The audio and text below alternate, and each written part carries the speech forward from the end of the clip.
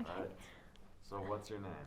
I'm Becky Milanski, and I am a Colorado family and no, sorry, I'm a Colorado peer and family specialist and the volunteer coordinator at Recovery Cafe Longmont, Awesome. and I'm also a harm reduction specialist at Boulder County Public Health Works Program. Amazing. Do you want to tell us a little bit about how you ended up, what path you took to Oh, get sure. here? Yeah, it wasn't a great path. So I specifically had opioid use disorder for over 30 years. Previously, I worked in publishing, but as my illness got worse and worse, I ended up going down that hill pretty fast. I also suffer from mental illness. Specifically, I'm in recovery from an eating disorder. And what we find here, especially, that usually a substance use disorder co-occurs with a mental health issue.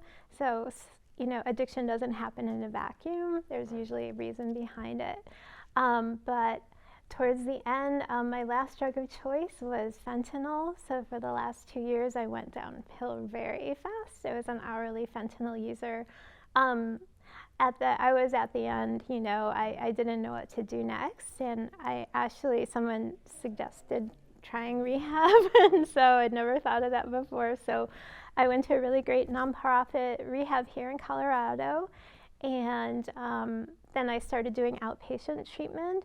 And while I was doing that, I was at a place here in town. Somebody who I was there with got a flyer in the mail that Recovery Cafe Longmont was opening, and they were looking for volunteers. So I thought, sure, why not? I'll do it with my friend. And so we went to the very first volunteer orientation, and I started volunteering here. And what I really found I liked about Recovery Cafe is it was different from any other recovery service I'd ever been in. It is all about peer support, which means somebody who has lived experience and who's walked in your shoes before. So there's a trust, and it's all about empowering you to make your own best decisions on your recovery journey instead of someone telling you what to do. So it's a very different paradigm. So I volunteered here, I think about 8 months or so when a position opened up, kind of working the front desk. And so I decided to start working here. But at first I was very against the idea. It's very cliche for people who go to rehab.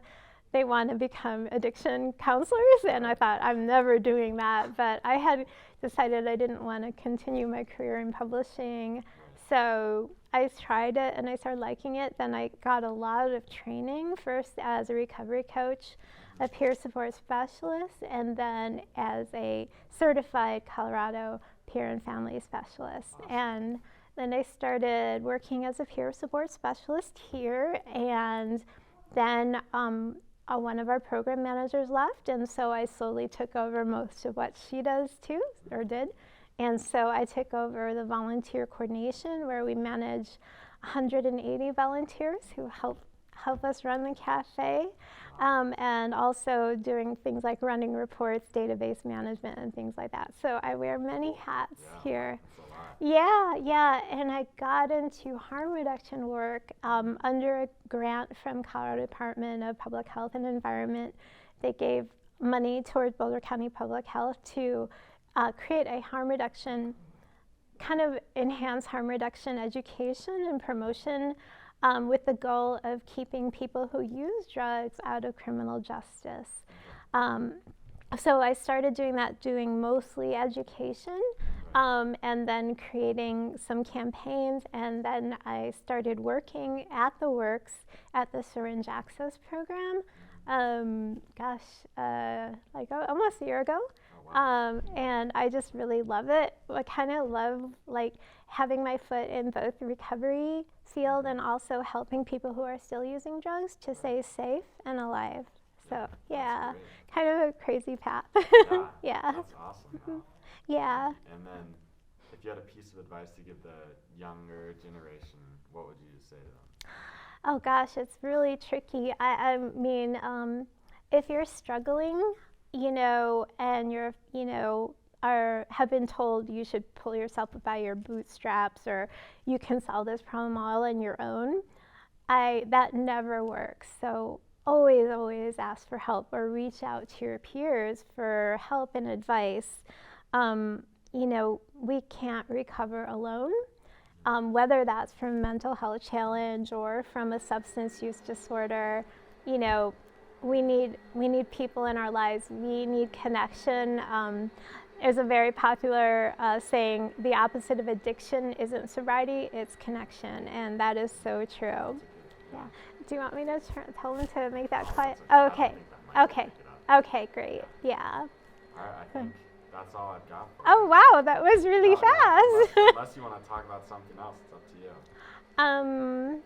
Well, I mean, as this is aimed toward an audience of younger folk, Yes. okay, so, Younger people with long lives. okay.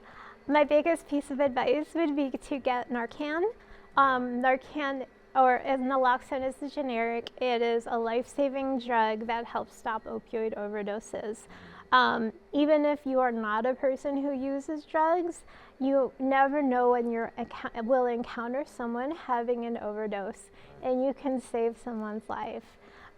They have it for free in many places.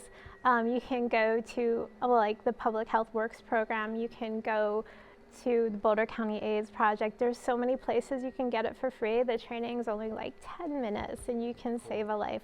I think everybody should carry it in their backpack at all times just because you never know. Right. You might save a life that day. Yeah. That's a big piece of advice from me. That's a good piece of advice. Yeah.